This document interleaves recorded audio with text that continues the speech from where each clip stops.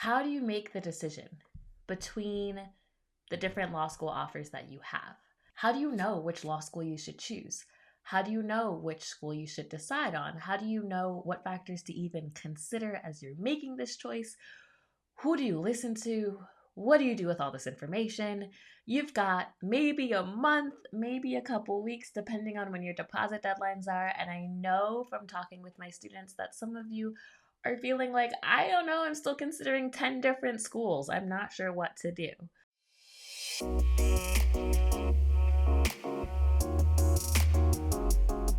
For those of you who are new and don't know me, my name is Sydney Montgomery. I'm the CEO of Montgomery Admissions Consulting, and we specialize in working with first generation and minority law school applicants. I'm really excited because this is actually one of my favorite topics, because this is the fun part. You have done the hard work, you applied, you got into some fantastic schools. First off, are you proud of yourself? Because sometimes in all of this confusion and all of this chaos and all of this like indecision, we forget to be proud of ourselves. So I just want you to know, like, I am so freaking proud of you. Like, you have offers, plural. You are making a decision. You are in a great spot. Let's just start there. Let's just start from a place of gratitude, from a place of accomplishment. You have done an amazing, amazing job. But now you're trying to figure out how you can even decide between these schools. And so we're going to talk through a couple of factors today. The first thing we're going to talk about is admitted student events and just talking to students in general, getting to know your future classmates. The second thing we're going to touch on is when rankings don't matter at all. And you're like, rankings always matter, Sydney. Okay, sometimes they don't, though. And so we're going to talk about when you should really not care about rankings. And then we're going to talk about making smart financial investments. I know this is something that I keep coming back to because it's so important. So we're going to keep talking about making smart financial investments. How do you go about thinking about the decision that you need to make with your law school offers? What do you do? How can you evaluate these? What are the factors that you should be thinking of? Of course, in admissions, there's no black and white, but I want to kind of give you some guidance here. So that first point that we're going to talk about, we are going to talk about admitted student days and admitted students events and what you should be thinking of when it comes to that. I think that admitted students days and admitted students events, and I understand that not everyone can travel, right? Because they can be kind of expensive, but they're so valuable. And I want to just kind of give you a story from my own experience, which seems like it was forever ago at this point. But I was a senior in college, and my parents, they couldn't afford to help me with the law school application process, or certainly not with admitted students days. And I always tell you guys, ask not, receive not. But I knew for me it was really important. I was looking for a few things. Now I was 20, so not all the things that I was looking for are necessarily what you should have been looking for. But in my mind, I had my priorities. I was like, okay, the Black community has to be lit. That was priority number one for me. I'm not going to say that was a bad priority number one. It was very important. I loved my Harvard Balsa family. I loved my time in Harvard Balsa. Like, I really loved my time in Harvard Balsa. Some of those people are some of my closest friends now. I'm going to their weddings. Some of them are my attorneys. I would be nothing without my Harvard Black Law Student Association family.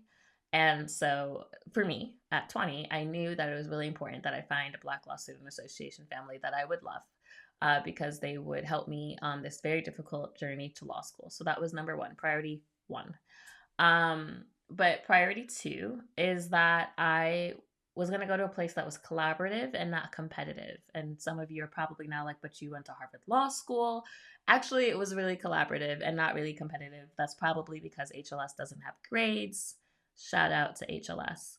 I at least didn't feel the competition. And I think from talking to my friends who went to other schools that did have grades, I think we did just generally have less competition than schools that do have a traditional grading system. There are only a handful of law schools in the country that don't have grades. I mean, I guess, we had letters, H, P, LP, but honestly, we didn't really have grades. And that was really important to me. I wanted to go to a school where I felt like I wouldn't just like the Black students. Caveat to my point number one, right? I've always been a person that's had a very diverse set of friends. I like to meet people from different walks of life, and I wanted to go to a school where I felt like there was true integration, where I wanted a really strong Black community, but I also wanted to be able to have friends that weren't Black, and I wanted to feel welcomed and included and not ostracized. That was really important to my overall growth and development. Of course, for me, I was very interested in child advocacy and family law, and so having opportunities in that space, strong opportunities, the clinic was important. But I was looking for a place that felt like home. And that's sometimes an intangible feeling, right? I was looking for friends. I was very big on my lists. I want friends in law school. That was me. I was the poster child. I was like, I'm going to law school to make friends. That's where I'm going. And to be a lawyer, but I wanted friends. And maybe you're like, I don't need no new friends, right? No new friends. I have friends. That's okay. These don't have to be your priorities. But these were kind of the things that I was thinking of. I was looking for the intangibles. And I think sometimes when we are thinking about how to choose a law school, we are only looking at the clinics. Maybe we're only looking at the professors. We're only looking at the courses. And those things are important. They are. They're super important. But a couple things that I've learned. One, there's really no guarantee that you'll get the top professor or the super awesome man or woman that you're really excited to work with. I will tell you that unfortunately, a lot of the Black professors at Harvard, their classes were always full, which was unfortunate. And so I took fantastic courses with Professor Stephanie Robinson. I got to know Okediji well, but not in class. Professor Amuna well, but not in class. But my ability to take classes with those leading Black scholars was not as easy as I thought it would be. And so if you're basing an entire school decision off of this one professor you really want to get to know, I want you to be open to the possibility that you may not get to know them, even if you go to that school. Of course, some of this depends on the size of the school. But that's just really something to keep in mind. When you forget the fact that you are going to be living somewhere for 3 years, you forget all of the things that come with law school. Law school is so much more than I go to class, I go home, right? If you take law school and you're like, I'm going to go to class and go home, you're missing out on so much. You're missing out on the networking. Some of your classmates will become senators or congressmen. Some of them will be just really cool people doing really great transformative work. Some of these people will be arguing in front of the Supreme Court. I mean, you're going to law school. People usually don't just go to law school and then do nothing, right? I think no matter what school you go to, whether it's a T14 or whether it's ranked 120, right? There's going to be someone in your class that is going to be inspirational. There's going to be someone that can help you on your journey. And if you don't take the time to network, you will miss that opportunity. So that's why it's also important to figure out what is the community at the law school that I'm going to. So for me, I really wanted to go to these students events. And again, I didn't have any money. So what did I do? So I just asked, right? I remember Berkeley, which shout out to Berkeley, fantastic school. Shout out to the dean for this story I'm about to tell, right? I remember I wanted to go see Berkeley. I'd never been to California before. Spoiler alert, I didn't go to Berkeley. I realized California was very far. But I had never been to California. East Coast girl, born and raised. And I was like, well, I can't make a decision to go to Berkeley if I've never seen it. I can't go to Berkeley, and I just couldn't do it. So I they had a travel stipend for lower income students, but it wasn't all of it. And again, I had no dollars.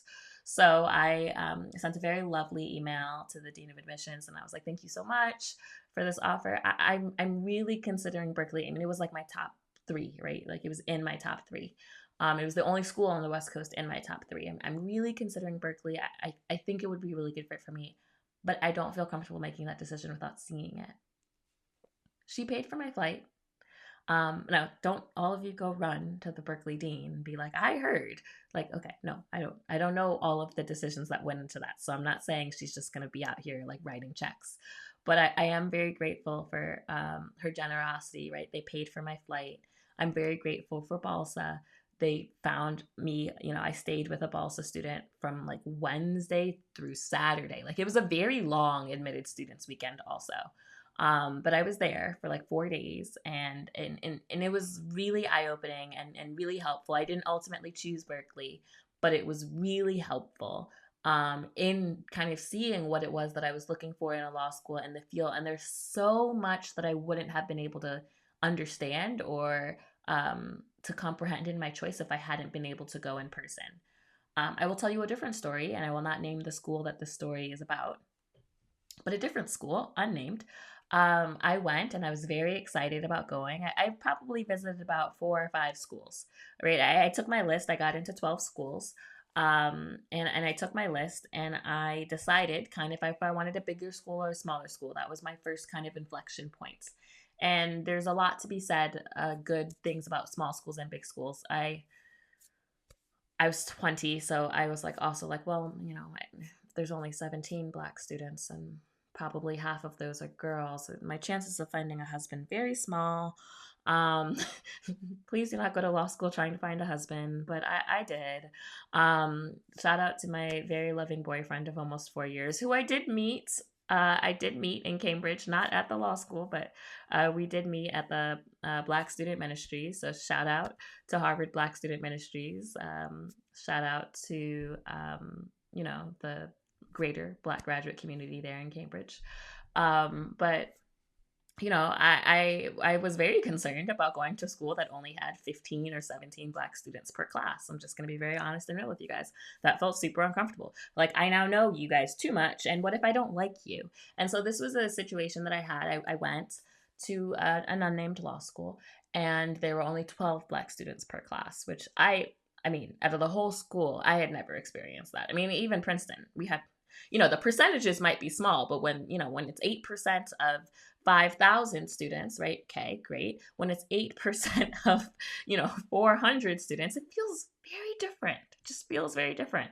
So there are only 12 Black students per class. And I know because I remember we went to lunch and they had a really big table, and it was like all the Black students from the school. We like fit on one really big table, and that was very overwhelming for me. I just had never experienced that before. And of course, there's the new students, right? So there's the 1Ls, the 2Ls, the 3Ls, and then like the incoming students. And I didn't get along with most of the first or second year students. The third year students were cool. They were very dope. But the first and second year students, honestly, I just didn't get along with a lot of them. I didn't like them. And it was another weekend that was pretty long, about 3 days or so. And so I spent a lot of time with them because it was like, I stayed at Black Law Students Associations no matter where I went. When I went to see Columbia and Harvard and NYU, like it was usually the Balsas that kind of helped me and gave me some housing, slept on a lot of air mattresses. But so I had spent a lot of time with these people and had like solidly come to the decision that these were not my people. I didn't also feel like they liked me. I mean, it was very uncomfortable. And I realized that like these are actually the people that would be here at school with me next year. Like, yeah, we'll have my new class, like other 10 of us, right? But these first year and second year students will be the 2Ls and 3Ls, and like I don't like this. I don't want to be here. I didn't like anything about the environment. I didn't like anything about these students, and I couldn't imagine going to a law school where I didn't like any of the other Black students. Like it was just inconceivable to me. And honestly, that was a school that was really high up on my list, and it came off the list completely. I never would have known that without visiting. Now you're like, okay, Sydney, you've sufficiently convinced me that visiting is very important, but I can't visit all my schools. What do I do? Well, you can have informational conversations with students, and maybe it's not the BALSA for you. Maybe it's the Women's Law Association. Maybe it's a student group that has resources for students that have kids or families or spouses. Maybe it's a military veterans group. Maybe it's La Alianza. Maybe it's an LGBTQ plus, whatever it is that you feel like you want in your communities. And it could be multiple, right? The Women's Law Association at Harvard is very large.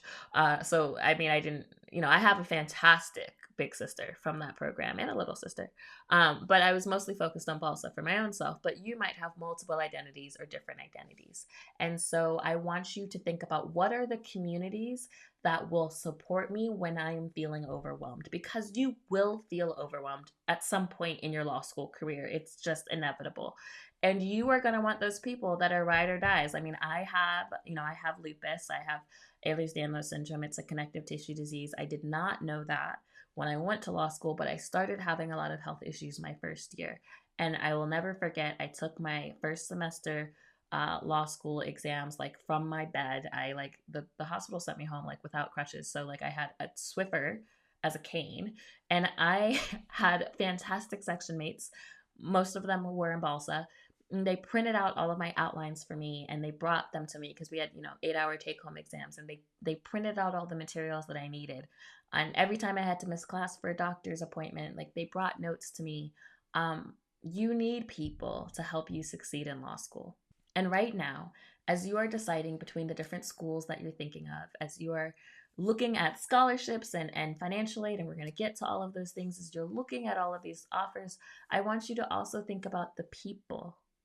Have conversations. See if you can attend by Zoom a Balsa meeting or a La Alianza meeting. See if you can meet up for a virtual coffee with a couple people. If you're not going to get to go in person, try to talk to at least 2 or 3 people from whatever communities you think are going to be important on your journey. Because you cannot do law school alone. No one really succeeds alone. You can't be a lawyer alone either. Lawyering, the legal professional, it's a lot about networking. You just get everywhere with your network. It's why we stress so much having mentors and connecting people and community here. But you need that, and you want to figure out, where am I going to thrive? Because the other thing is, the school could have the most fantastic programs, it could have the best professors. But if you are miserable, you are not going to come out a better attorney.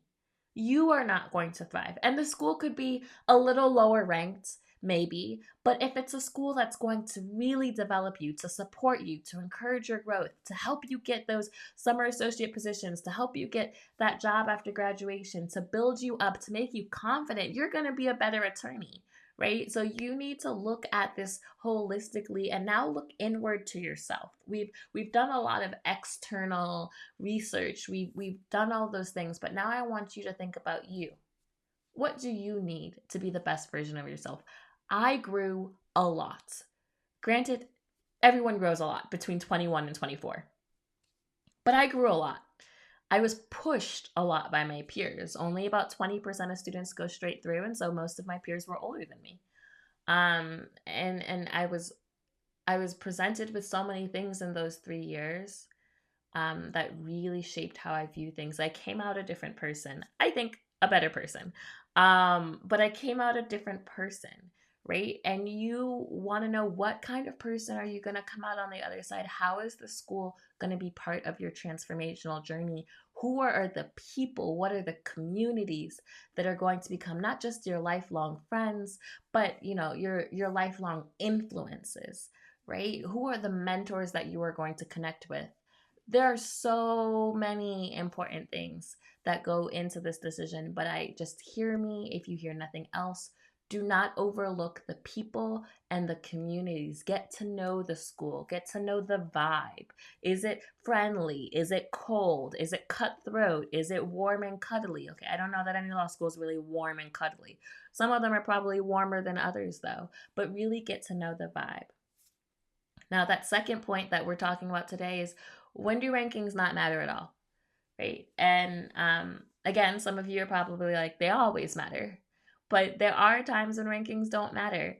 I was talking with a student, and she was kind of between these 2 schools, and one was ranked 14 and one was ranked 16, or 13 and 15, or 12 and 10, or 17 and 15. I'm not going to tell you exactly which ones.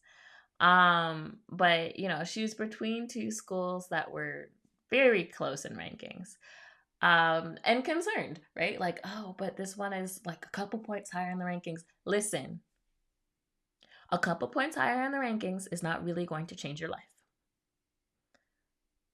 If you are talking about a school that is ranked 100 and a school that is ranked 12, yes, there is kind of a difference there, right? It doesn't always mean you pick the school that's ranked 12. Like, there are definitely reasons why you might pick the school that's ranked 100.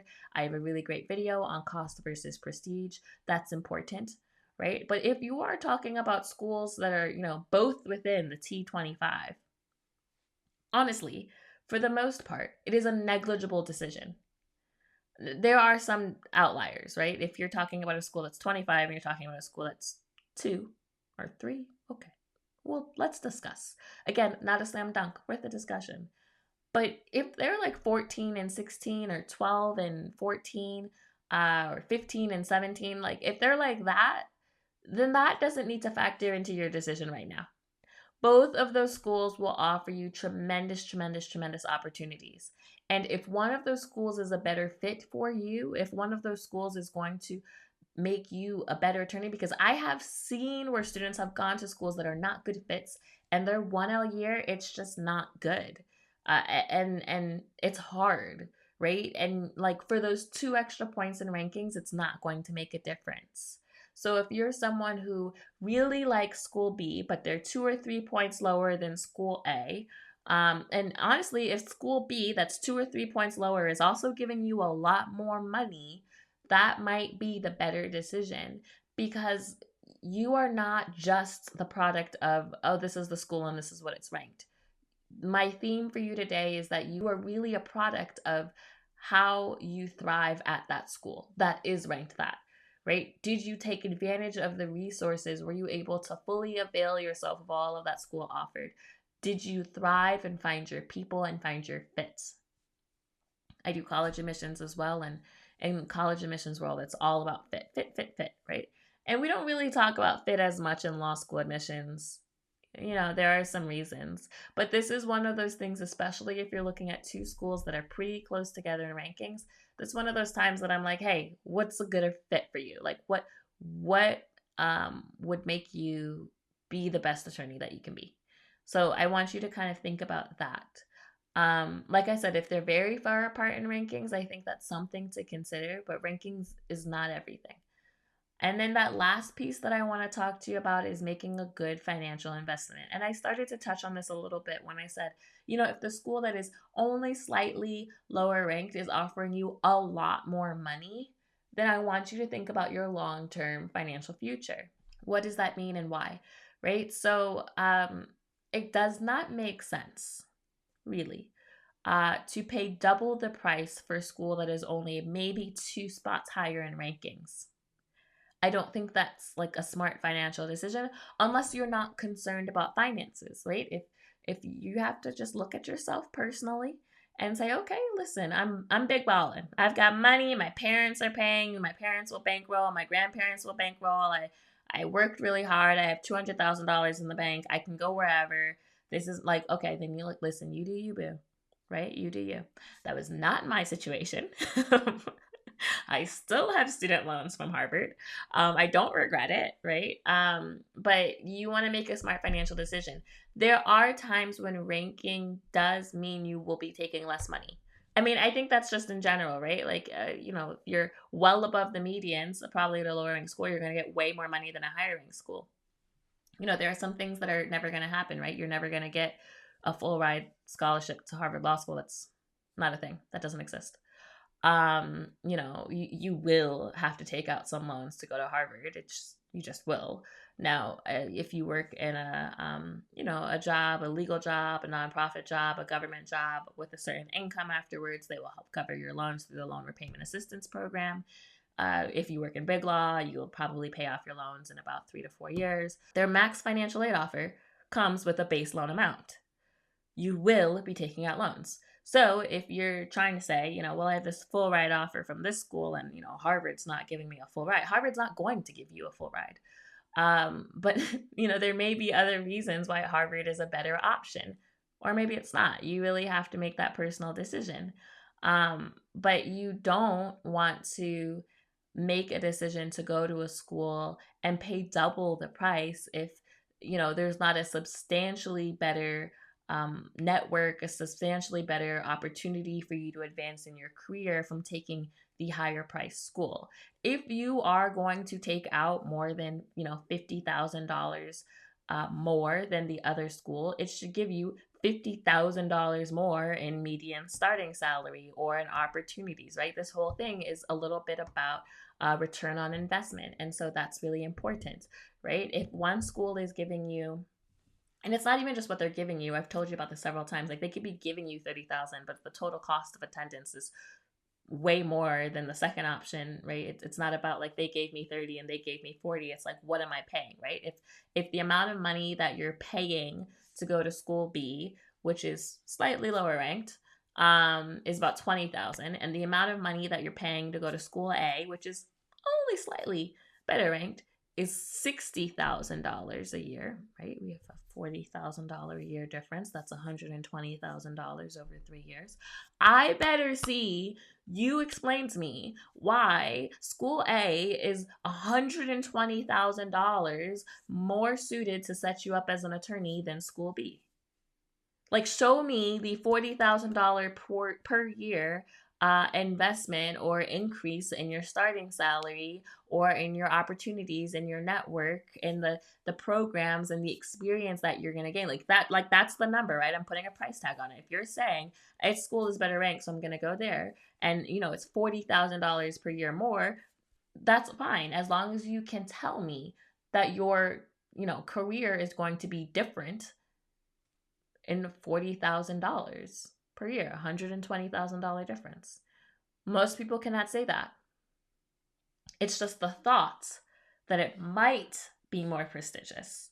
But I want you to be really careful and really look, okay, what kinds of firms do people go to from this school? What kinds of firms do people go to that school? The median starting salaries for these schools, they're posted. I think they're still posted on Law School Transparency. LSAC acquired Law School Transparency. They're kind of rolling out some more pre-law things, which is cool. But you can look and find the median starting salary for these schools, and then you will be able to answer my question. Oh, well, yeah, the median starting salary for this school is only 60,000. The median starting salary for this school is 200,000. So yeah, I'm going to spend, 40 extra K per year, but that's totally worth it in terms of my starting salary. Boom, great argument. You guys are preparing to be lawyers. This is your first try, right? But if you can't, if they both seem to send people to the same kinds of jobs, if they both seem to send people to the same kinds of firms, if they have similar employment scores, if they have similar bar passage rates, if all else is being, equal and it's just 2 extra points on the rankings, then no, do not take out an extra $120,000 of debt. That doesn't make sense, right? So I want you guys to all be thinking strategically about the financial decisions that you're making as well. So that first part was to really look at community. Who are the people that you're surrounding yourself with? Are you going to be in a place where you're going to thrive? Will you have a good mentoring network? Do they have good career services? Because a great school with terrible career services is not a great school, right? So what are the resources in place? If you're a student with disabilities, have you talked to the Office of Disability Support? If you're a student that has a family, have you figured out what kind of spousal support there is, or child support? There are so many things. Like, do you know where you're going to live? What's the cost of living like at these different schools? Because that can change the financial picture as well. Do you think that you're going to be happy? Because I am on the team of your happiness. And I feel like in this process, happiness is the last thing people are thinking about. But your happiness and your mental health are so important. There is nothing that is worth your mental health. There is nothing that is worth you being miserable for 3 years. It's just, there's nothing that's worth that. So, I want you to really focus on those things. And then second, I want you to ask yourself, am I getting caught up in the rankings hype? Like, am I just drinking the ranking Kool-Aid? Because newsflash, rankings change all the time. The T14 is about to change, right? The U.S. News and World Report methodology changes all the time. So don't get upset if you make a decision based on what the rankings are today. And then, next week or so ever, the rankings change and you're going to be really upset. You'll be like, but that school was, and now it's here. But I thought I made this. Listen, rankings are important to a degree, but they will always change. The top 10 today is not the top 10 when I applied to school. You may be shocked by that, right? It will not be the top 10 probably in 10 years. Now, some schools will probably still be there, right? But some schools will not be. Some schools are not in the T14 this year that have always been. Things happen. So ask yourselves, is ranking, playing too big a role in my decision? It's important, but you need to make sure that it's measured because those things change.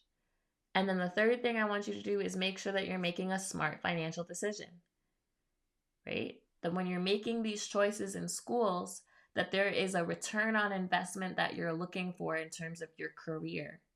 It's professional school. It's to prepare you for a career, for a profession.